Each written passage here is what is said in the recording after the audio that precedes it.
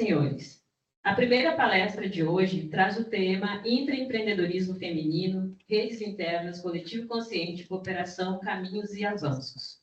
Convidamos para a sua apresentação a doutora em Administração pela Universidade Federal do Rio Grande do Sul, na área de Gestão de Pessoas e Relações do Trabalho, mestre em Administração pela Universidade do Vale do Rio dos Sinos, na área de Organizações e Competitividade, que desde 2011 é professora do Instituto Federal de Educação, Ciência e Tecnologia do Rio Grande do Sul, na área de administração. Convidamos para subir ao palco a professora doutora Kátia Eli Gemelli.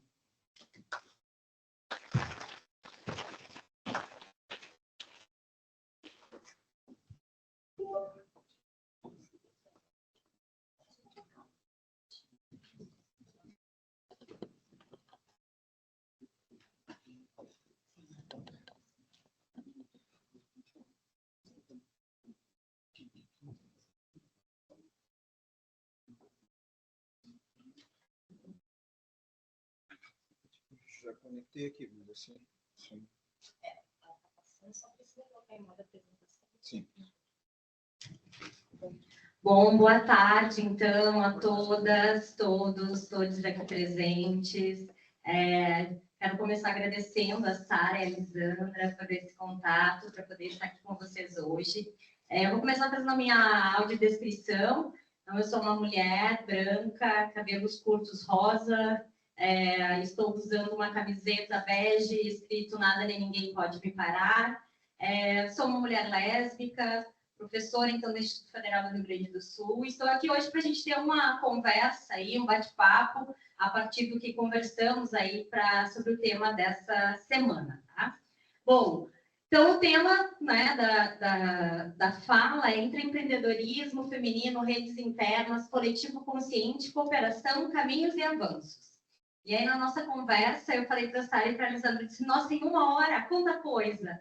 E aí, eu vou tentar, assim, trazer pontos principais e também, mas para o final, quero muito deixar um espaço, um momento para a gente conversar. O diálogo, ele é sempre importante, é sempre um momento da gente se ouvir, refletir juntos e juntas aí a respeito.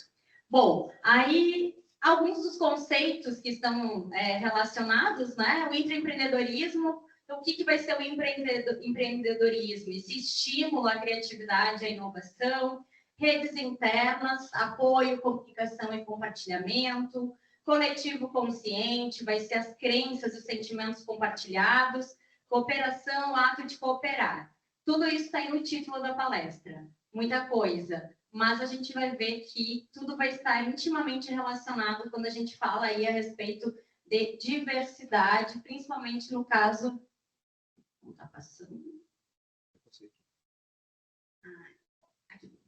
Principalmente do caso do tema da nossa semana de hoje, do mês, né, da mulher. Bom, por que faz sentido abordar todos esses temas que eu falei no mês das mulheres dos Correios? Na conversa que a gente teve antes da organização dessa minha 1 horinha com vocês, a gente trouxe algumas questões. Bom, primeiro, os Correios são uma instituição que tem uma política de equidade e diversidade. Isso já nos coloca em um local de uma organização que tem pensado nas suas políticas e práticas as discussões sobre diversidade. Num movimento que é um movimento mundial, que a gente tem visto, apesar de que agora, nesse último ano, a gente tem tido uma regressão em algumas organizações, mas é um movimento que não pode mais ser parado. A discussão sobre diversidade, ela alcança as organizações porque ela está na sociedade, e as organizações, elas não estão separadas da sociedade. Se a sociedade, ela vem a partir dos movimentos sociais, discutindo cada vez mais as questões de gênero, as questões de sexualidade, as questões étnico-raciais, pessoas com deficiência, não há como uma organização, seja pública, seja privada, seja terceiro setor, se afastar dessa discussão. Isso está posto. Ou as organizações discutem essa temática e começam a buscar formas, né, de se adequarem aí às mudanças de 2025, ou essas organizações estão fadadas ao fracasso. Não há como a gente hoje tentar falar de trabalho, falar de organização, sem envolver de alguma forma as pautas da diversidade. E aí, na conversa com as colegas, elas me disseram que aqui nos Correios há indicadores de diversidade. Então, se busca que 40% dos cargos de gestão tenham a presença de mulheres, 30% de pessoas negras, e que a grande dificuldade tem sido alcançar esses números. E aí eu começo já dizendo que essa é uma dificuldade atual de todas as organizações que estão implantando políticas e práticas de diversidade. A dificuldade é, a gente institui, pensa no ingresso, principalmente, de pessoas diversas. Hoje a gente tem, inclusive, consultorias de gestão de pessoas, recursos humanos, pensando em como fazer um processo de recrutamento e seleção para ingresso, entrada de pessoas diversas nas organizações, mas a gente passa por um processo que a gente chama de o teto de vidro, o afunilamento, em que a gente tem muitas pessoas diversas entrando, mas quando a gente chega nos espaços decisórios, a gente vê sempre mais do mesmo. O mesmo público presente nos espaços decisórios, desde que o nosso país se iniciou, Desde a colonização, a gente tem o mesmo desenho nos espaços de poder. Então, ter a política instaurada não garante que a gente vai conseguir alcançar os indicadores. Primeiro, porque a gente vai ver hoje, vou tentar falar um pouquinho sobre como isso leva tempo. Segundo, a gente vai ver que as políticas e práticas, elas têm que sair do âmbito do campo das ideias, da política escrita e para a ação prática do dia a dia, que é o nosso grande desafio sempre. Transformar isso em mudanças, ou trazer esse resultado para a prática do dia a dia. E aí, a necessidade de incentivo para as mulheres, dos Correios, para que elas façam a atualização aí no banco de dados, para que elas se coloquem como disponíveis para os cargos de gestão. Algo que é muito difícil. Também vou tentar trazer para a nossa conversa algo para falar do porquê que é tão difícil para nós, mulheres, nos colocarmos à disposição desses locais que são locais de processos decisórios, tá? E aí, então, que a gente tem aí nos Correios muitas mulheres com potencial de assumirem grandes cargos de gestão ou cargos, de nível mais operacional de gestão, mas que não se candidatam a essas vagas por algum motivo. É o mesmo motivo que nós, mulheres, não estamos, muitas vezes, presentes em tantos outros espaços. E aí, novamente, quero tentar trazer para a gente refletir juntos e juntas por que é difícil a gente se colocar nesses locais. Primeira coisa, nós temos uma construção social que, desde o momento do nascimento, e agora eu diria mais, antes do nascimento, nós já temos a sociedade nos dizendo qual é o papel de uma mulher na sociedade. Por que eu digo para vocês desde antes do nascimento? Porque agora a gente tem os chás de revelação. E esses dias com os meus alunos e alunas, a gente foi fazer uma breve pesquisa para eles verem as reações dos pais e mães no momento dos chás de revelação. E a gente encontra torcidas organizadas das famílias, sobre qual vai ser o sexo biológico dessa criança. E aí a gente escuta assim, quando é menino: parabéns, papai, vai ter alguém para jogar futebol, vai ter um companheiro, vai ter isso, vai ter aquilo. Aí quando é menina: parabéns, mamãe, vai ter alguém para te acompanhar nas tarefas de casa, uma companheira para ti. Ou seja, a gente ainda nem nasceu, nós somos um feto e a sociedade já está dizendo o que ela espera da gente. Tá? Não há como a gente pensar que aqui dentro dos Correios a gente vai se afastar por estar no espaço de trabalho do que acontece lá fora. Essa construção social, ela nos alcança, porque a gente entra no mercado de trabalho já tendo passado pela nossa família, já tendo passado pela escolarização, e infelizmente nas escolas a gente vê muitas vezes uma repetição de algumas das questões de gênero aí, inclusive eu sempre, quando eu converso com pedagogas e pedagogos, eu falo: por que a gente organiza fila meninos e meninas, Porque tudo a gente já vai dividindo as questões de gênero. A gente vai construindo já um papel social do que é ser mulher. E aí, quando a gente chega aqui no mercado de trabalho, depois de ter passado por toda essa socialização, nós, muitas vezes, mulheres, escutamos assim dos nossos colegas homens: mas por que você não se candidata para esse cargo de gestão? Mas eu não entendo por que a gente tenta e não consegue mulheres para essas funções de evidência. E aí, a gente tem aí todo um caminho de construção social que nos leva a primeiro, ter dificuldade de acesso. Segundo, quando a organização começa a dizer que esse espaço é nosso, leva um tempo para que a gente entenda que esse espaço é nosso. Para além disso, esse espaço é mesmo nosso? Ou, muitas vezes, a organização está dizendo que precisa lá das mulheres, dos 40% para alcançar o índice, né, de equidade e diversidade, mas quando essas mulheres chegam lá, elas descobrem algo que nos dói muito, que, na verdade, nós estamos lá, mas nós não temos legitimidade. Aquele espaço, na verdade, não é bem nosso. A gente só está, né? Então, essa construção social, além disso, a gente tem o quê? A questão de que nós temos discutido muito sobre ter aumentado a presença de mulheres no mercado de trabalho. As mulheres estão no mercado de trabalho desde que o mundo é mundo. Mulheres sempre estiveram no mercado de trabalho. Inclusive, o trabalho doméstico também é trabalho, mas, para além disso, o trabalho formal, sempre tivemos mulheres no mercado de trabalho.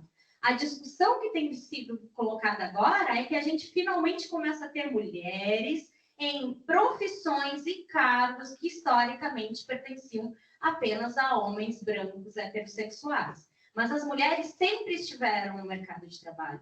Só que as mulheres sempre estiveram no mercado de trabalho com dupla, tripla jornada. Por quê? A gente vai aumentando a nossa participação no mercado de trabalho, mas a gente ainda tem uma grande dificuldade de diminuir a nossa sobrecarga nos outros âmbitos sociais, principalmente da família. E quando a gente fala em cuidado na nossa sociedade, a gente está falando majoritariamente de mulheres. Mulheres cuidam dos filhos, mas mulheres cuidam dos seus pais, mulheres cuidam dos seus companheiros, até porque a gente tem aí pesquisas que mostram que mulheres não tendem a abandonar seus companheiros adoecidos, enquanto homens abandonam suas mulheres ao adoecerem. Então, mulheres cuidam. A gente é, desde pequena, socializada para cuidar. Então, para além do nossa atuação no mercado de trabalho, a gente tem toda uma atuação lá fora, na sociedade e nos outros âmbitos. Porque nós não somos só trabalhadoras. Nós somos trabalhadoras, nós somos filhas, nós somos mães, nós somos esposas, nós somos irmãs, nós somos múltiplas, né? Múltiplos papéis sociais. E o desafio é a gente equilibrar tudo, mas vamos tentar olhar aqui, nesse momento de fala com vocês, o nosso papel dentro, no caso, do espaço trabalhista. Pare de passar. Não. Agora foi. Bom, então, por que a existência de indicadores de diversidade não garante a efetividade? Ou seja, por que a gente tem aí indicadores que a gente tem uma política que diz que a gente quer alcançar 40% de mulheres em cargos de todos os cargos de gestão? Por que é tão difícil para as organizações alcançar isso? Primeiro, há algo que é a nossa cultura organizacional. Uma cultura organizacional, ela não se forma em uma semana, em um mês, em um ano. Uma cultura organizacional, ela vai sendo construída desde que essa organização ela é concebida. Se nós temos, e essa cultura organizacional, ela de alguma forma também reflete o que a gente tem de sociedade. Se a gente tem, ao longo de décadas, dificuldade de mulheres acessarem esses espaços, por quê? Porque elas não eram permitidas de alcançar, a gente não vai alterar essa cultura no momento que a gente instala uma política de diversidade. Não vai ser rápido, vai ser algo demorado. Inclusive, algumas pesquisas da área de administração vão nos mostrar que a gente vai conseguindo a alteração da cultura organizacional com a entrada de novas pessoas. E aí, eu estava conversando com as colegas, elas falaram, olha, tem um concurso aí para sair, tem pessoas que vão ser nomeadas, vai chegar muita gente nova. A entrada de pessoas novas é uma super oportunidade organizacional de se alterar a cultura, de se buscar algum tipo de mudança efetiva. Porque quando a gente já está na organização há muito tempo, fica muito mais difícil visualizar possibilidades de mudança.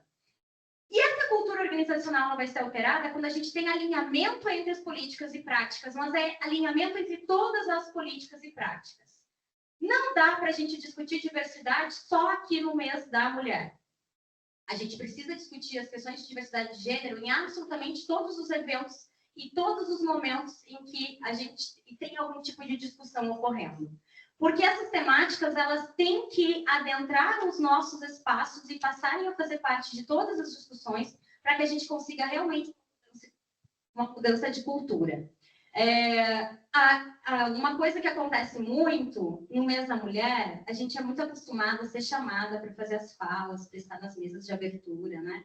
Fiquei super emocionada de ver a leitura aí das colegas das profissionais da carta, de estarem aqui presentes, mas aí eu fiquei pensando, em vários outros momentos a gente acaba tendo eventos em que a gente tem uma mesa, por exemplo, de abertura formada apenas por homens, né? Há vários outros momentos a gente vê que mulheres, pessoas negras, pessoas com deficiência, pessoas LGBT são chamadas para o espaço quando é a data alusiva, né? E que a gente precisa, para além disso, a gente precisa estar presente o tempo inteiro. Quando a gente está falando recrutamento e seleção, a gente tem que estar falando de diversidade, mas a gente tem que estar falando de diversidade até quando a gente está falando de educação corporativa, quando a gente está falando das questões de finanças. Qualquer tema que a gente estiver discutindo, a gente tem que, de alguma forma, ter um olhar de diversidade presente, para que aí a gente consiga ter uma alteração de cultura que realmente leve a ter a possibilidade de alcançar esses indicadores de desempenho. Pode passar para mim, que o passador de slides ele só funciona quando tu clica aí. Porque tem uma questão. Há uma diferença entre representatividade de estar presente e legitimidade. Essa é uma discussão muito presente quando a gente fala de mulheres na política. É muito comum mulheres que estão em cargos políticos falarem o seguinte: eu estou lá, mas eu não consigo me fazer ser ouvida. Ou eu estou lá, mas eu preciso ter um esforço muito maior para alcançar algum tipo de legitimidade. Bom, quando a gente tem homens no espaço de poder, é muito mais simples para a sociedade ouvir e respeitar aquilo que eles estão dizendo. Enquanto mulheres no espaço de poder, elas tendem a ter que provar que elas são merecedoras de estar naquele cargo. Homens, eles já chegam aos cargos com essa construção histórica de que aquele lugar é deles. Mulheres, a gente, como eu disse, desde pequenas somos socializadas a acreditar que aquele espaço não é nosso e a sociedade não nos vê como pertencentes àquele espaço. Então, quando a gente chega lá, a gente sente que a gente tem que provar que merece estar lá. E eu vejo muitas pessoas fazendo assim com a cabeça, mulheres, porque eu imagino que tenho certeza, porque as pesquisas nos mostram isso. Essa é uma realidade. Mulheres precisam provar muito mais que elas são dignas de estarem naquele espaço do que homens. A legitimidade é quando a gente chega nesse espaço e a gente consegue ser ouvida e respeitada e criar mudanças e ter poder nesses espaços. O vídeo que estava passando antes sobre a presença de mulheres, né, no Senado, enfim, nesses locais, me fez lembrar de uma coisa. Vocês acreditariam se eu dissesse aqui para vocês que o banheiro feminino do Senado brasileiro foi construído em 2016? 2016. Aí vocês vão dizer, mas como assim? Não, tá doida? Não. O Senado brasileiro não tinha um banheiro feminino até 2016. As senadoras, assessoras, jornalistas, acessavam o banheiro no restaurante anexo ao plenário. E aí, uma vez quando eu falei disso, um colega me disse assim, tá, mas é que demorou para as mulheres chegarem lá. Nossa primeira senadora foi em 1979.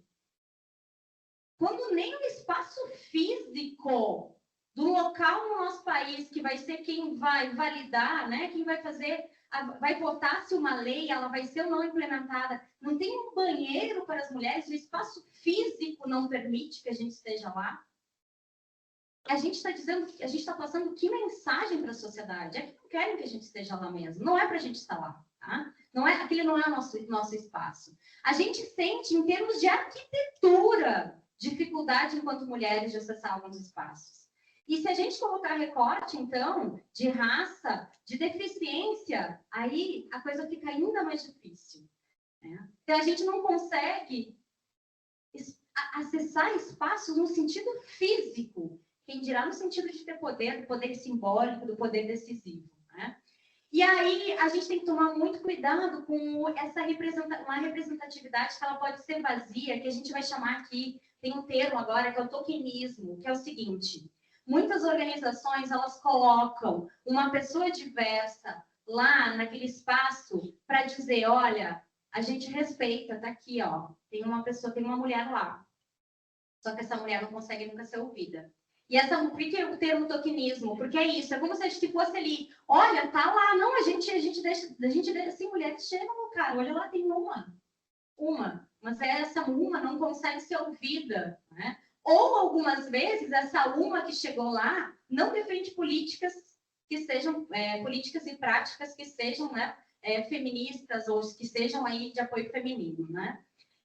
Também um discurso que a gente tem que tomar muito cuidado é o de individualização do empoderamento. Seria eu chegar aqui para vocês e dizer, mulheres, vamos lá, vamos se inscrever para os cargos, é a nossa hora. Responsabilizar as mulheres, responsabilizar todas as pessoas com seus diferentes marcadores sociais de diferença, para que elas sejam as responsáveis por chegar no espaço. Gente, essa mudança precisa ser organizacional. A gente não pode individualizar. A gente não pode individualizar por quê? Porque as pessoas têm bagagens que a gente nem imagina. Essas bagagens, elas muitas vezes a gente vai encontrar mulheres que gostariam sim de ter se candidatado ali no banco de talentos dos Correios para um cargo de gestão. Só que, como eu falei, são mulheres que precisam assumir todo o cuidado na sua família, todas as responsabilidades, que se sentem absurdamente sobrecarregadas lá fora e que sentem que assumir mais uma responsabilidade aí no trabalho vai fazer com que elas desabem, que elas não vão dar conta.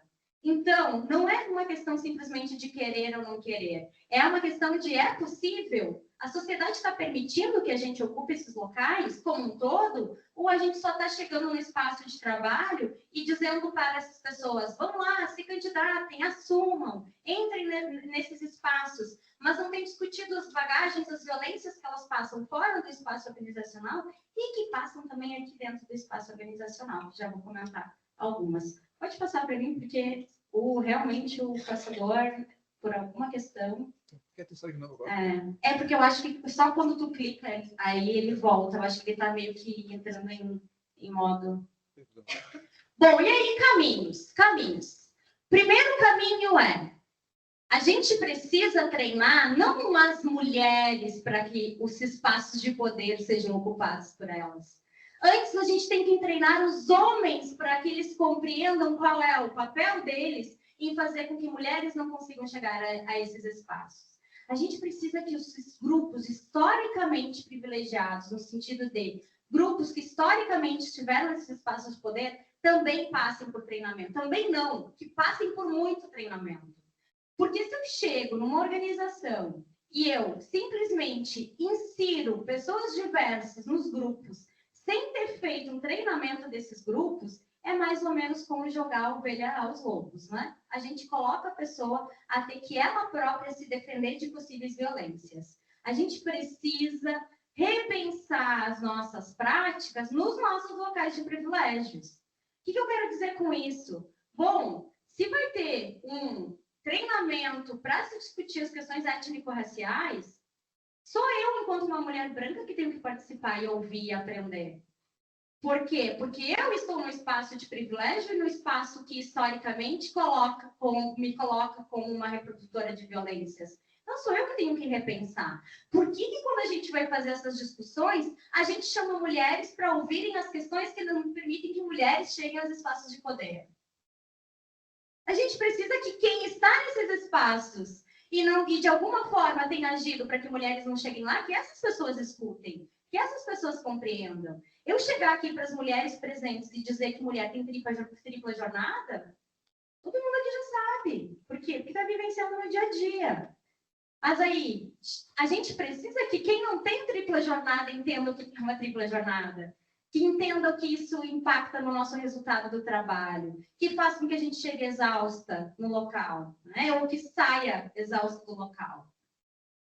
E aí, a gente precisa passar, então, o treinamento desses grupos, e a gente precisa de políticas que também, e práticas que façam combate às violências, que eu já vi vocês comentando antes, eu sei que os Correios têm, e eu no sentido de, a gente precisa que isso seja disseminado, isso precisa chegar no micro, tem que chegar em cada agência, tem que chegar em cada pessoa. As pessoas precisam, tanto quem historicamente sofre as violências, entender que a organização que ela faz parte tem uma política de combate, quanto quem, por algum motivo, foi sociabilizado a reproduzir violências, que essa pessoa entenda que aquele ato é uma violência e que pode ser responsabilizado. A gente precisa que essas políticas e práticas sejam disseminadas. No IFRS, a gente tem uma política e prática, a gente tem uma política de prevenção e combate a assédios e violências, e a gente fez um super trabalho com os estudantes e as estudantes para que compreendessem a política e compreendessem como fazer as denúncias, né? E aí a gente viu que isso não bastava, a gente precisava fazer uma formação com os docentes e as docentes, porque né, pelas nossas investigações, são os que no espaço, né, educacional, são quem mais cometem essas violências, para que compreendessem elas também. E no segundo momento, a gente teve que retomar e ver, bom, as denúncias que estão ocorrendo, elas estão trazendo algum tipo de mudança? Como é que a gente pode usar isso no sentido de educação? Porque quando a gente tem a denúncia de uma violência, de um assédio, alguém já foi vítima. Então, a organização já falhou. Então, sempre que a gente tem dentro da organização alguém que foi vítima de racismo, que foi vítima de misoginia, machismo, de assédio sexual, de assédio moral, eu sempre falo, se a gente tem vítima, a gente já falhou enquanto organização. Mas, bom, o que a gente pode fazer a partir disso, né? Mas o ideal é que a gente consiga, no nosso cenário ideal, né? Que todo mundo está aí trabalhando enquanto sociedade para construir, é que a gente chegue a não ter as vítimas, né? Mas sim, a existência de uma política de punição para quem cometa ajuda sim no processo, é necessário sim, mas o que a gente precisa enquanto sociedade, enquanto organização, é o antes, precisa evitar que chegue o momento da violência, né? Além disso, a gente precisa estabelecer uma cultura de visibilidade das ações intraempreendedoras. Quando a gente tem uma agência, uma mulher trazendo uma sugestão que cause uma mudança, que cause algo realmente, mesmo que pequeno, que traga alguma melhoria, a gente tem que aprender a trazer a cultura de visibilizar essas pessoas que trazem essas sugestões, essas mudanças, essas ideias. A gente visibilizando e mostrando o que a gente tem enxergado, o que aquilo tem acontecido, a gente consegue que outras pessoas se sintam aí motivadas a também, de alguma forma, desenvolver seu próprio empreendedorismo. Então, trazer para a visibilidade o que já acontece também é uma forma muito interessante da gente trabalhar o empreendedorismo e aí incentivar as pessoas para que elas contribuam, para que elas tragam aí sugestões e possibilidades de mudanças nos processos. A gente precisa, como eu falei antes, discutir as questões de diversidade, não só nas datas alusivas à diversidade, e da mesma forma, a gente precisa ter presença de diversidade em todas as instâncias decisórias, para além daquelas que vão falar sobre diversidade. Se a gente for pensar, como estava passando antes no vídeo, que a nossa representatividade lá nos espaços que definem as leis do país, a gente tem uma representatividade de mulheres, de pessoas negras, de pessoas com deficiência absurdamente baixa. Isso nos faz pensar que, no momento que essas leis são pensadas, são votadas, são propostas, pouco se tem um olhar de diversidade. Eu, como uma pessoa sem deficiência, muitas vezes tenho muita dificuldade de visualizar as questões relacionadas às deficiências, se eu não for correr atrás e aprender, que também tem isso, né? Nós não precisamos sermos sempre as pessoas que estão educando, né? Não é? Mulheres não precisam educar homens sobre o que é machismo, né? Uma pessoa negra não precisa educar uma pessoa branca sobre racismo, a gente precisa todo mundo correr atrás. Mas as questões de deficiência, eu tenho que fazer uma super reflexão para eu conseguir visualizar. Se eu tenho uma pessoa com deficiência comigo no momento que eu estou criando uma política, essa pessoa vai pontuar, porque faz parte da realidade dela. É muito mais rápido e viável a gente propor algo quando a gente vivencia, quando a gente sente, quando a gente passa por aquilo. Então, se eu não tenho nos espaços decisórios pessoas diversas, isso quer dizer que possivelmente as questões de diversidade vão passar batido. Porque não tem ali alguém para pensar. No caso, esses tempos a gente estava marcando horário de reunião lá no campus. E aí as colegas mulheres disseram, poxa, sempre tem sido marcados os horários de reunião péssimo, porque é o horário que eu estou levando o filho para a escola ou buscando o filho da escola, né? E aí os colegas vão dizer, eu nunca tinha parado para pensar nisso, realmente, vamos ver essa questão dos horários. Então, assim, mesmo uma coisa absurdamente simples do cotidiano, sim, majoritariamente são mulheres que buscam os filhos na escola, então marcar a reunião no horário da 13h vai fazer com que mulheres não consigam participar. Até essas pequenas coisas do dia a dia, a gente só para olhar quando tem alguém que é desse público, que é atingido, que vai nos dizer. Porque, por isso que a gente precisa que essas pessoas estejam em todos os espaços decisórios. Senão as questões de diversidade elas vão passar, sim, sem que a gente perceba. Outra coisa a gente precisa conhecer as pessoas que fazem parte da organização e suas histórias.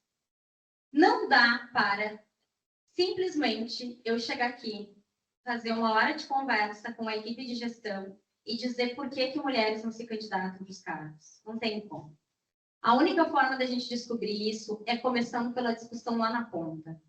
É falando lá na ponta, com cada pessoa que está lá na ponta, está lá no seu espaço, perguntar, conhecer a sua história e tentar descobrir quais são os fatores que levam essa pessoa a não se candidatar, mesmo eu vendo que ela tem um grande potencial. Podem ser questões fora do ambiente de trabalho, mas podem ser coisas dentro do ambiente de trabalho também. Quando a gente fala, por exemplo, de mulheres no espaço sindical, tem uma discussão muito, muito forte agora, que é sobre a violência na comunicação que historicamente ocorre nesses espaços e como isso reflete em mulheres. Por quê? Porque quando um homem grita com outro homem, o impacto não vai ser o mesmo do que quando um homem grita com uma mulher. Sabe por quê? Porque os gatilhos, porque as memórias, porque os sentimentos, porque as sensações que vão ser mobilizadas quando uma mulher escuta um grito masculino é muito diferente de quando um homem escuta um grito masculino. Então, até isso a gente precisa refletir quando a gente está falando em permitir que pessoas cheguem em alguns espaços. Quem é um homem, um gestor homem, precisa entender que quando ele dá um retorno agressivo para um funcionário mulher, um funcionário homem, não vai ter o mesmo impacto de quando ele dá um retorno agressivo para uma funcionária mulher. Porque mulheres historicamente convivem com violência.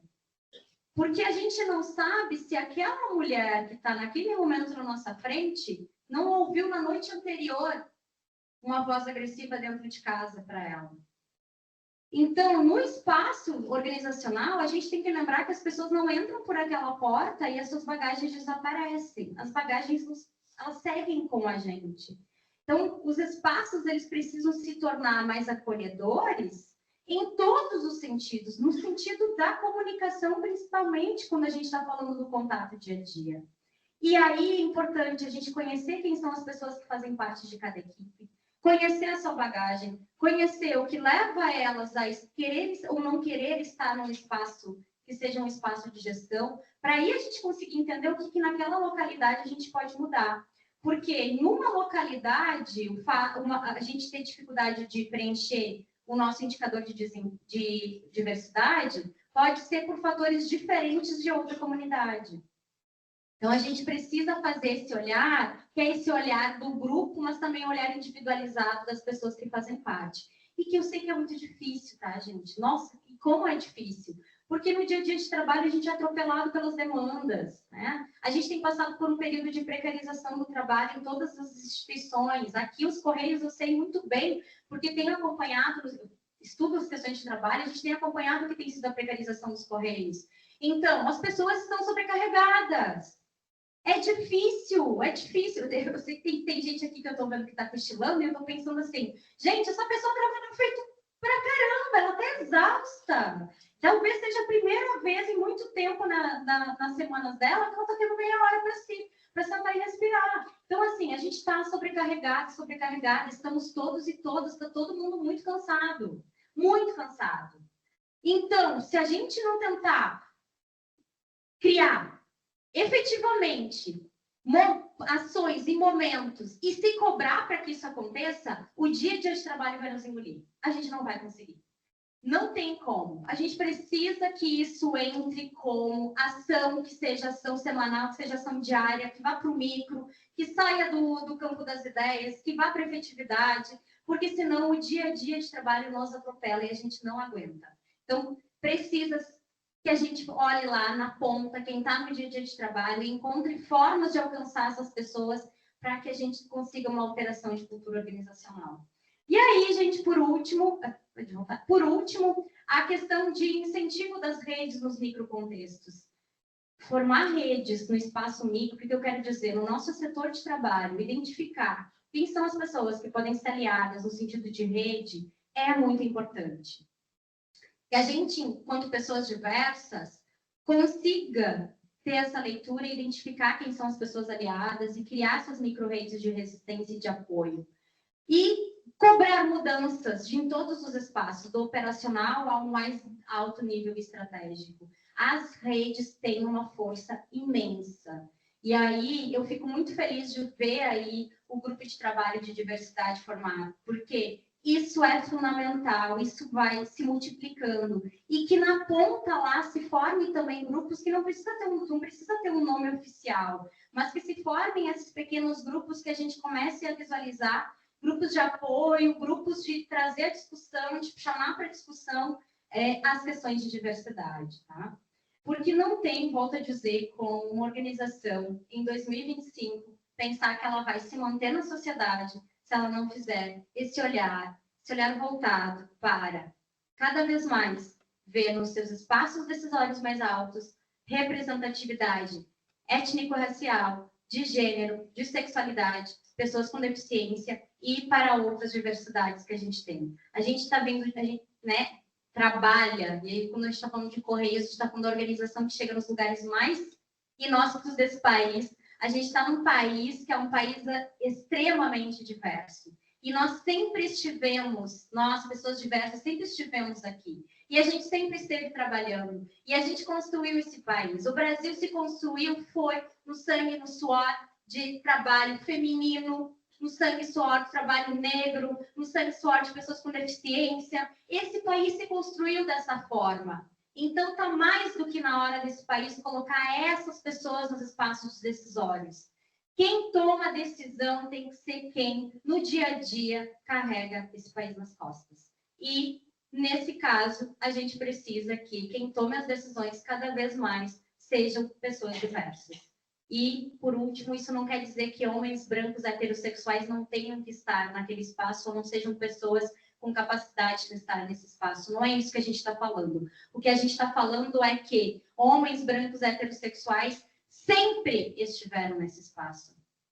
E que talvez seja muito difícil entender que aquele espaço não é garantido, né? Não é um espaço de direito. Aquele espaço, esses espaços decisórios, eles são um espaço de direito de todos e todas, né? Só que alguns estão chegando lá e outros não. E a gente tem que entender por quê. E trabalhar para que todos e todas cheguem. E aí agora eu quero muito ouvir vocês, né? Quero assim, a gente tem ainda mais um tempinho, eu quero ouvir essa troca, para que a gente consiga, enquanto pessoas que estão aqui reunidas hoje, pensar como é que a gente pode fazer para que aqui nos Correios a gente tenha uma maior diversidade dos cargos de gestão. Ou quem está lá, o que pode trazer para a gente do que tem sido os desafios de se estar nesses espaços, né? Ou quem não tem visualizado a possibilidade, por quê? Quais são esses fatores? Ou qualquer outra coisa que vocês queiram trazer aqui para a nossa breve conversa. Sim. Nós temos uma participação online, a Ellen Pinto de Souza questiona, primeiro agradecendo sobre a tua fala, né? E se poderia reforçar para nós a diferença entre o feminismo e machismo, para nos ajudar nas discussões internas sobre o tema da diversidade.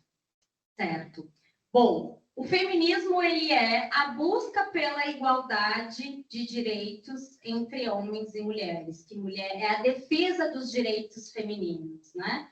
E é isso, feminismo é isso, para além de, eu sei que há sempre uma construção, cada mente faz uma construção aí, porque a sociedade vem traz imagens e tenta construir muitas vezes um lugar do feminismo como um lugar aí que não seja esse cerne. Feminismo é defesa dos direitos das mulheres. Tanto que, muitas vezes, quando eu chego em alguns locais para fazer fala, principalmente com alunos, eu pergunto, né? Quem é feminista? E só alguns levantam a mão. Aí eu começo a perguntar, né? Quem aqui acredita que mulheres têm direito a ter um banheiro no Senado?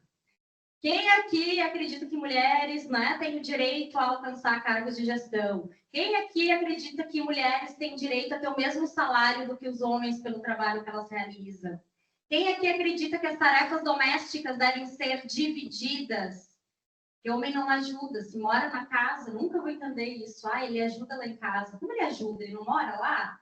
As tarefas não são divididas, né? Então, assim, quem acredita nisso, acredita no feminismo. O feminismo é nada mais, nada menos do que isso. A defesa dos direitos de igualdade. Igualdade entre homens e mulheres. Já o machismo, ele vai ser o quê? O machismo é a visão de que homens são superiores a mulheres. Isso é machismo. Homens são superiores às mulheres. E o machismo, ele é tão enraizado na nossa sociedade que nós, mulheres, reproduzimos. Como que a gente reproduz? Muitas vezes, a gente vê que nós, enquanto mulheres, competimos. Porque a sociedade ela nos coloca num lugar de que há uma competitividade feminina. Isso caindo cada vez mais, tá, gente? Porque as redes de apoio sempre existiram, na verdade. Mulheres sempre apoiaram mulheres, né? É só a gente olhar as constituições familiares nas casas, né? Quem ajuda não, né? Quem trabalha cuidando dos netos para que a sua filha possa trabalhar são as vós. Então, a nossa sociedade, ao contrário do que dizem que mulheres só disputam, não. Mulheres que se apoiam, e se a gente não se apoiasse, essa sociedade já tinha caído. Porque é o apoio feminino que faz, inclusive, ser possível que os próprios homens possam trabalhar. Então, o machismo vai ser essa visão de que mulheres, elas estão aquém, elas estão abaixo dos homens, em termos de capacidade, em termos de direitos, né? E a gente tem que tomar muito enquanto mulheres para a gente não reproduzir, porque isso é muito construído, né? Então, às vezes, atualmente, a gente tem linhas de diferentes profissões discutindo as questões feministas, por exemplo, psicólogos. Hoje a gente tem muitas psicólogas e psicólogos que trabalham sobre o viés feminista, que vão trazer a seguinte questão: entender, né? A sociabilidade feminina é diferente da masculina. Mulheres não conseguem expressar raiva. Porque a sociedade nos ensina que a gente não pode expressar raiva. A gente, quando fica com raiva, mulheres choram. Por que a gente chora? Porque a sociedade, desde pequena, nos leva que a gente não pode explodir.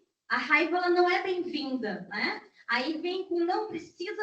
A gente controla até isso. Por isso que, às vezes, a gente sente que a gente literalmente vai explodir, né? Que a gente está aí, tá a ponto de explodir mesmo. Porque nem isso a gente pode demonstrar. E quando uma mulher demonstra raiva, aí a gente escuta vários adjetivos voltados a isso, né? Histeria, exagerada. Agora, homens demonstram raiva com mais facilidade. E aí ele demonstrou raiva porque, sei lá, foi fazer o trabalho dele, deu tudo errado, ele explodiu porque deu tudo errado. Tá tudo bem, o trabalho dele deu errado, ele tem direito de explodir. Agora vai uma mulher explodir quando o trabalho dela deu tudo errado. Louca, histérica, né? É a louca, sempre a louca. Mais uma questão aqui, né? Eu queria colocar uma questão, assim, eu acho que seria legal. Primeiro, parabéns, né, pela palestra. Acho que eu estou adorando, pelo menos, o que eu estou escutando aqui hoje. E eu queria muito, assim, falar um pouquinho dessa questão da rede de mulheres, né? Que falou, achei bem legal isso que disse, assim, não precisa ser formalizado. né? Eu posso ter um grupo de mulheres dentro da minha unidade, né? E essas mulheres se apoiarem. Então, que faz um pouquinho dessa construção. Sim, sim. Gente, é assim que a gente sobrevive nessa sociedade. A gente precisa aprender quem são os nossos aliados e aliadas.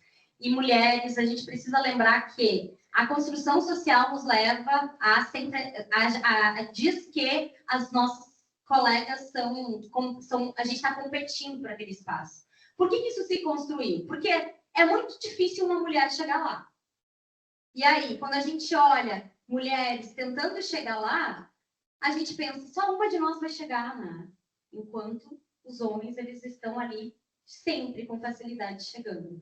A gente precisa se apoiar para que a gente consiga todas nós chegarmos lá, né? Ou chegar lá quem quer também, porque também tem isso. Tá tudo bem a gente, às vezes, não querer entrar numa posição de gestão. Posição de gestão requer, sim, disponibilidades que nem sempre a gente está disposta, né?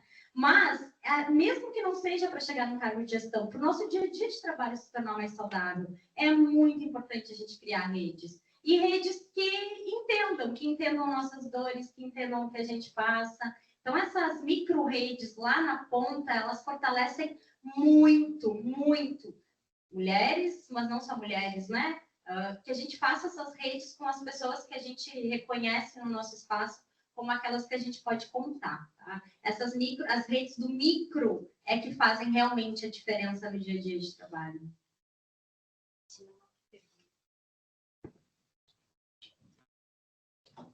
Boa tarde. Uma colega me fez um questionamento antes e ela disse assim, não chamaram homens? E aí a gente fez uma brincadeira ali. E aí agora tu trouxeste que o que a gente está falando aqui, quem deveria escutar, por óbvio, são os homens, né? Assim como ali a gente tem no mês de novembro, quem deveria escutar são os brancos, mas aí isso parte também de uma construção, porque para eu, homem hétero, estar aqui, eu tenho que querer estar. Eu não posso impor, entendeu? Então, isso acho que também parte da construção. E aí eu não sei se a empresa conseguiria fazer algo, que eu sempre procuro pensar em o que a gente poderia fazer para atrair essas pessoas, né? Eu acho que para nós, quanto GT, também fica de lição para que o ano que vem, se nós aqui estivermos, para que este público sim se faça presente. É isso. Esse é sempre o desafio. E isso em qualquer organização, tá? Esse é o desafio. É que a gente consiga que as pessoas que precisam ouvir estejam presentes e que elas não estejam só de corpo presente, né? Porque às vezes elas estão e não estão, né? Mas o que eu tenho visualizado? Primeiro, é muito interessante a gente fazer formação nos espaços micro, com espaços que sejam espaços livres do julgamento moral, né? O que eu quero dizer com isso? Muitas vezes, quando eu vou fazer pequenas oficinas de letramento de gênero e sexualidade, eu vejo pessoas ali presentes que elas me dizem, olha, eu não entendo nada, eu morro de vergonha de falar qualquer coisa porque eu acho que eu vou falar errado. E aí eu já começo dizendo, aqui é um espaço seguro, aqui a gente está aprendendo. Aqui é a hora que você pode errar, tá tudo bem. E aí, naquele espaço, naquela conversa, a gente vai vendo que muitas vezes o afastamento é também um afastamento num lugar de medo, num lugar de se eu não estou conseguindo entender, mas eu não quero perguntar. Então, as formações no micro, elas trazem muito resultado e muitas vezes a gente precisa juntar só homens mesmo. A gente precisa juntar homens para que alguém leve, por exemplo, essa formação. Assim como a gente precisa, muitas vezes, reunir as pessoas brancas do setor para que elas façam uma formação étnico-racial. E o que muitas organizações privadas estão fazendo? Não é uma escolha estar na formação, é obrigatório. Essa é uma forma, né? Algumas organizações privadas, elas têm feito isso. A gente tem hoje organizações privadas que elas vão ter formação de diversidade obrigatória para quem ocupa cargo de gestão. Na verdade, para quem se candidata para o cargo de gestão, já tem que passar por uma formação, tá? Então, pensar em formas de alcançar essas pessoas é sempre o nosso grande desafio. Tem que conhecer o espaço, fazer a leitura. Nada melhor do que vocês que fazem parte da organização para fazer essa leitura. Mas eu deixaria muito essa sugestão de fazer oficinas de letramento. Letramento étnico-racial, letramento de gênero, letramento sexualidade. essas oficinas de letramento como um espaço que seja rápido, né? 1 hora já dá para fazer um letramento legal, de minimamente refletir, não vai ser um único encontro que vai dar conta, vai precisar, obviamente, de mais, mas que a gente consiga propor esses espaços, porque senão é realmente muito difícil. Se a gente convida para estar presente, volto a dizer, primeiro que quando a gente vai falar que a discussão é sobre mulheres, homens já imaginam que eles não vão ser bem-vindos, e ao contrário, né? A gente gostaria muito que todos estivessem aqui. Segundo, as pessoas têm um monte de trabalho para fazer e aí elas pensam, para que eu vou lá? Nem é para mim, é para as mulheres, né? Então, a gente talvez tenha que pensar nisso, na abordagem de como vai ser feito. E eu acho que seria extremamente disruptivo se, numa palestra, numa fala, numa formação sobre as questões de gênero, se lotasse esse auditório de homens. Seria absolutamente disruptivo. E isso tem acontecido nas organizações privadas, tá? Muito. Por que eu cito organizações privadas? Porque as primeiras políticas, né, de diversidade aqui no Brasil chegaram pelas organizações privadas. E aí isso traz a seguinte... O que isso traz para a gente? Que organizações que não pensam em diversidade não estão dando lucro. Então, não chegou via as organizações privadas, porque elas perceberam que precisam disso para conseguir ter lucratividade. Tá? E aí chegou muito rápido. Então, e vai alcançando. Sendo que a gente deveria estar discutindo isso por uma questão social, né? Mas, enfim, vamos discutir, então. Tá, quando alguém vem com... Como eu sou administradora, né? Quando eu preciso convencer algumas pessoas de alguns espaços, eu venho com esse outro discurso, que é o discurso dos resultados organizacionais. As pesquisas hoje indicam que diversidade traz mais resultado organizacional. Fim. Feito. É isso que as pesquisas têm nos mostrado. Então, discutir as questões de diversidade, você pode, enquanto gestor... minha visão de mundo não é essa. Tu é um gestor que quer resultado organizacional? Então tá, eu tenho que trabalhar as questões de diversidade. É isso. Não importa mais a tua visão de mundo. A sociedade, ela andou muito, voou, né? E eu estou bastante, assim, animada com a ideia de que vocês vão receber aí, daqui a pouco, novas pessoas concursadas, porque vai trazer uma grande movimentação, eu acredito. Porque o que a gente tem visto é isso, assim, o pessoal que tem entrado no mercado de trabalho tem adentrado com muito mais força e exigindo seus direitos. Tá? E, às vezes, o que precisa para movimentar o setor é alguém chegar sabendo seus direitos e colocando eles na mesa. Que daí a gente vê que aparece o pessoal querendo fazer formação de diversidade daí. Aí aparece. Kátia, mais uma pergunta da colega Ana Elise aqui no chat. Tu pode falar um pouco sobre os aspectos das mulheres que não se interessam pela gestão? Muito obrigada pela clareza das palavras. Que bom. Bom, são muitos fatores que levam mulheres a não se visualizarem no espaço de gestão.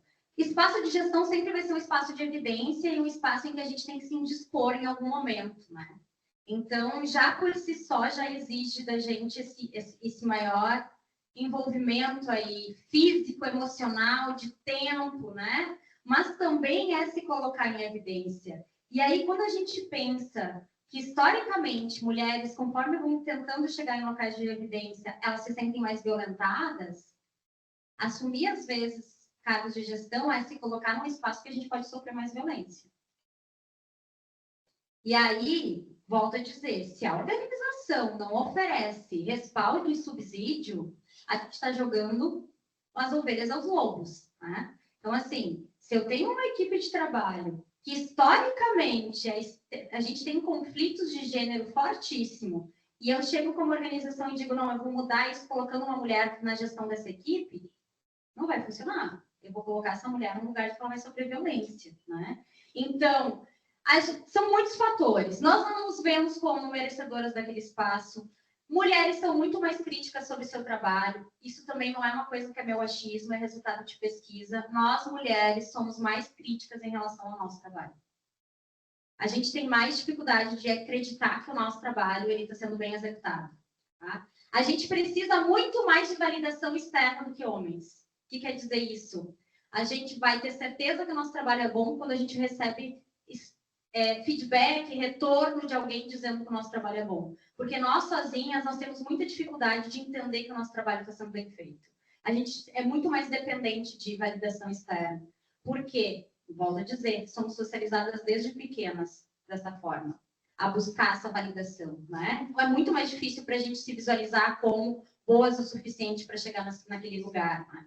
E também as questões, né, de própria constituição familiar, de disponibilidade de tempo, de estar cansada, de maternidade, né? A gente está aí há décadas estudando isso, de como a maternidade impacta na presença de mulheres no mercado de trabalho, mas principalmente no mercado, nas posições de gestão. Porque a discussão sobre mulheres mães no mercado de trabalho, elas já estão, e sempre estiveram. Mulheres mães sempre estiveram no mercado de trabalho, né? Só que é muito mais difícil para uma mulher mãe chegar no espaço de gestão. E até da organização entender, existe, eu sei que está no tempo, mas assim, vocês sabem que nas organizações privadas, a gente, como eu pesquiso as questões de gestão de pessoas e relações de trabalho, a gente tem construído, inclusive, uma noção de idade que tem que se observar se a mulher já é mãe ou não na hora do recrutamento e seleção. Que os recrutadores vão dizer assim, não, mulher nessa faixa etária que ainda não é mãe, não dá para contratar, porque daqui a pouco ela vai ser mãe. E não contrata. Isso, quando a gente fala de uma organização que não é privada, que ingressa por concurso, como aqui, isso se espelha no convite para cargo de gestão, sim. A gente vai encontrar pessoas dizendo, não, mas essa aqui daqui a pouco acabou de casar, ou a idade, sendo que, né, quem disse que mulher tem que ser mãe? Tem muitas mulheres que não querem a maternidade, mas que é a sociedade aí. E quem disse que uma mulher mãe não pode ser gestora? Também tem isso, né? Então, são várias coisas. Oi, boa tarde. Tenho quase 30 anos de correio, tá? Tu falou que as empresas estão tentando se adequar antes, né? O correio não foi isso, não foi assim há 30 anos atrás. Eles abriram o concurso em 95 para chamar novamente mulheres, aliás, 93, para chamar mulheres novamente para ser carteiros. Quando eu entrei na unidade, não tinha banheiro. Era um banheiro para 25 homens. Então, tinha que primeiro esperar todos saírem, para depois eu dar um jeito de limpar o banheiro para poder usar. Ouvi da boca dos colegas que fizeram tipo uma loteria, uma aposta se eu ia ficar ou não, porque mulher branca e gorda não ia aguentar o serviço deles, eu ia desistir. Ouvi que, por minha culpa, eles tiveram que mudar o palavreado, porque eles falavam qualquer coisa, trabalhavam sem camisa, e eu fui lá estragar a liberdade deles. E tu falou sobre o sindicato, trabalhei como diretora de sindicato. Se ia uma mulher fazer uma reunião sindical, a unidade não parava. Se parasse um homem, era para quando eu abrisse para fazer perguntas, ou desse uma oportunidade de fazer uma pergunta, ele vinha com agressividade. Porque o machismo dos colegas era em não ouvir uma mulher diretora sindical. Não interessava se eu estava preparada para a reunião. Sobre os assuntos que eu iria falar. Era taxada de que não tinha importância. Então, naquela época, a gente se juntava, ou eu ia sempre com um colega, ou sempre com uma colega. Dividíamos a reunião em duas, mesmo sendo chapas diferentes, para poder ter o nosso espaço, uma proteger a outra. Hoje, tu falou também sobre cargos. Hoje, a gente tem acesso a saber se tem vagas como gestora, supervisora, transferências, porque está tudo no smartphone. Antes, tudo era muito bem bloqueado. Quando fulana, ela fez RI para supervisor, e tu ficava, supervisora? Teve? Motorizado? Sim. E nós não ficávamos sabendo. Porque parecia que era uma caixinha muito bem armada e trancada, que só alguns tinham acesso. Então, tu tinha que ser amiga do gestor para poder concorrer a alguma coisa. Hoje está mais aberto, mas não sei se está claro a forma de escolha, porque eu mesma nunca entrei. Então, assim, eu tenho que tentar ser gestora para ver como é que tá, depois eu te digo, porque tudo isso foi experiências minhas. E muitas outras coisas, como ser taxada de louca, de histérica, porque para ser ouvida diante de 30 homens, tu tem que levar a voz. porque eles vêm e te embate contigo se tu fala baixo. E tu tem que te posicionar, como eu sempre digo, põe o peito para fora e fala alto com eles, que daí talvez eles pensem na mãe deles e vou apanhar de chinelo. Então, vou baixar a minha cabeça um pouquinho. Essa aí não dá para se meter. Mas por baixo dos panos sempre foi a louca e a histérica. Isso são experiências que eu tenho certeza que muitas pessoas passaram e não estão abrindo por vergonha, sei lá, já está em outro patamar, mas isso são coisas, sequelas, feridas, cicatrizes que ficam.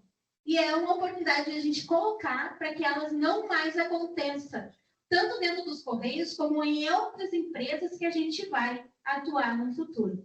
Obrigada. Nossa, que potência essa fala. E aí, se desde que tu entraste nos Correios, tudo isso aconteceu, não vai ser em 5 anos que a gente vai alterar uma cultura dessas. Leva muito tempo, leva muito tempo. E aquilo que eu tinha dito da gente não se visualizar nos locais, sim, sempre tem uma organização que faz com que homens acabem sabendo das vagas, né, antes e tudo mais. E aí agora eu fico pensando em quantas mulheres nem se candidatam no banco de talentos, porque tem essa construção de todas essas experiências. Vou me colocar de novo nesse lugar de passar por essa experiência? E aí eu acho que fica mais uma dica de se pensar, né? Se esses critérios estão ficando bem claros de escolha, se essa é a nova política, né? Que isso esteja de alguma forma mais publicizado, porque eu vejo que é muito trabalho pela frente, porque quem está lá na ponta tem que acreditar que pode chegar a esse lugar, né? E a coisa sobre a questão do tom de voz alto, eu sou uma pessoa de 1,5 m, né? Então, assim, 1,5 m, jovem, cabelo colorido, eu sempre tive tom de voz muito alto para ser ouvida no meu espaço de trabalho. E acaba que esse meu tom de voz fica em todos os outros locais. Eu vejo que se eu chego em algum lugar e esse meu tom de voz, se eu estou com tom de voz baixa, a diferença é clara. Tu tem que erguer a voz, às vezes, para se sentir sendo ouvida. Mas tá tudo bem a gente erguer a voz, tá tudo bem a gente colocar a raiva para fora, tá? Tá tudo bem a gente se cansar, tá tudo bem a gente demonstrar, porque o que a gente não pode, além de tudo, andar com a pressão de tentar demonstrar que não está sofrendo, né, com as violências que a gente está vivenciando. E por último, no meu último minuto, eu queria trazer que eu trabalho com a lógica de desconforto é pedagógico. O que é o desconforto pedagógico? Quando um colega é machista comigo, eu olho no fundo dos olhos dele e digo, colega, essa tua fala foi absurdamente machista. E fica um climão na sala. E aí eu digo, estou fazendo desconforto pedagógico. É isso. A gente tem que devolver o desconforto para quem criou. Ah, mas Kátia, teu colega está no mercado há 30 anos, na época dele não era assim. Olha, na época dele não se usava celular, ele aprendeu a usar celular, ele aprendeu a usar o sistema intranet, aprendeu um monte de coisa, comprar passagem de avião, já sabe fazer o seu roteiro de viagem, sabe pensar, aprendeu tudo isso, não consegue aprender que a fala dele é machista? Consegue sim. Então, assim, não tem idade, não tem desculpa de nada e vamos trabalhar com esse desconforto pedagógico, devolver para a pessoa o desconforto. Então, assim, eles falaram que estava desconfortável para eles ter que começar a usar a camisa, perguntar para eles se eles fazem ideia do que é o desconforto para a gente de passar uma vida inteira tendo que pensar na roupa que a gente vai usar para não ser violentada na rua, né? Então, assim, tá difícil para ti ter que pensar em colocar camiseta, eu tenho que pensar todo dia na roupa que eu vou usar, porque automaticamente eu penso, não, essa roupa vai me causar violência na rua. Então, assim, não dá para culpabilizar as pessoas diversas pelos desconfortos que surgem quando a gente chega lá e diz que aquilo é uma violência. O desconforto tem que ser devolvido para quem está causando. E quando a gente sente, de alguma forma, né, esse desconforto, a gente também aprende. Então, eu, enquanto uma mulher branca, quando alguém me devolve o desconforto que eu causei, pode ter certeza que eu chego em casa, reflito, aprendo e melhoro como ser humano. Então, é isso. Vamos devolver para as pessoas o desconforto, tá? Então, muito obrigada, viu, por esse momento e eu estou muito feliz de ter estado aqui com vocês. Por mim, a gente ficava conversando e quero muito, no futuro, fazer rodas de conversa aí com essa mulherada, entender esses processos, vamos pensar em políticas juntas.